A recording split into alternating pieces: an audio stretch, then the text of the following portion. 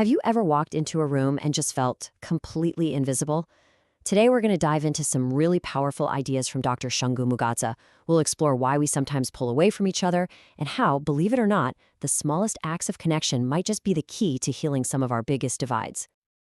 It all starts with these four little words, a phrase you hear everywhere, from a kid on a playground to an adult in a boardroom. It's this deep, universal feeling of not belonging, of being on the outside. And that feeling, that's where our whole conversation begins.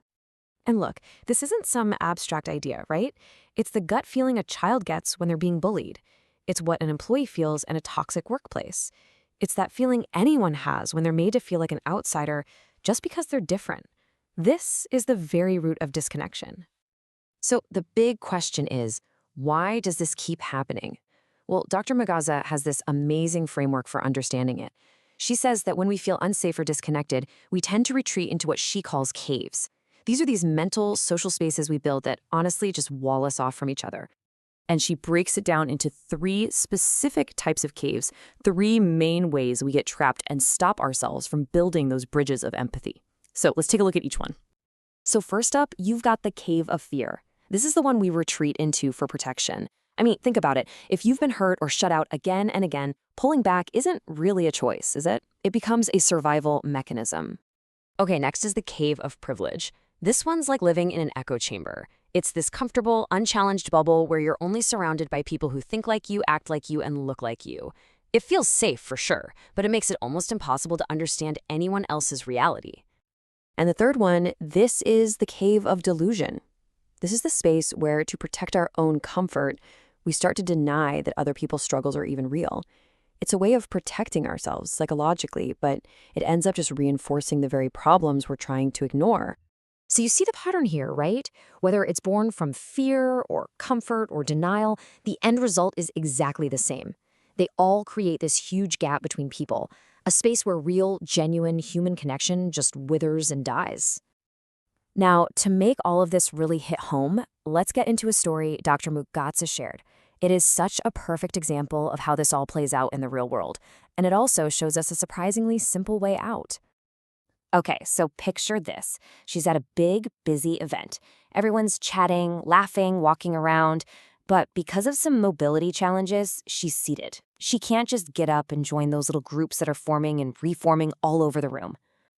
Can you just imagine that feeling? You're right there. Everyone can see you, but you're completely cut off from all the little casual connections that are happening around you. You are literally on the outside looking in. And she describes it with this incredibly poignant line. People would come by, say a quick hello, and then just move on. They'd enter her physical space for a second, but nobody actually stayed long enough to share it with her. But then something changed. One person, a woman who was running a stall nearby, saw her sitting there alone. And instead of just walking past like everyone else, she made a choice. She walked over and started a real conversation. And what she did next is just brilliant. After hearing a little bit about Dr. Mugadza's work, she didn't just nod and say, "Oh, that's nice." She asked this question, a question that totally opened the door to something much deeper. And Dr. Mugadza's answer, wow. She explained that she sees her work not just as ideas, but as actual tools. And in that single moment, through that one amazing question, the two of them found this incredible shared purpose. And that moment right there, that little exchange, that's the whole point. It reveals this huge transformative power hiding inside these tiny, intentional acts of connection. And here it is. This is the core message. It isn't about some grand, complicated solution. Healing, real healing, starts with one person choosing to connect with another. That's it. I mean, think about what that woman really did. She chose curiosity instead of just assuming. She chose a moment of what might have been a little awkward over the easy path of just staying in her own comfortable space. And with that one choice, she built a bridge. This really gets to the heart of it. It's not complicated stuff. What we all really need is for someone to just sit with us, to linger for a minute instead of rushing off, to ask a real question, and then to actually stick around and listen to the answer, to just share our space.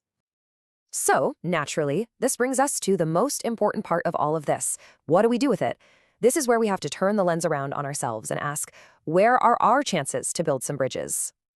So let's just start with a simple, honest question.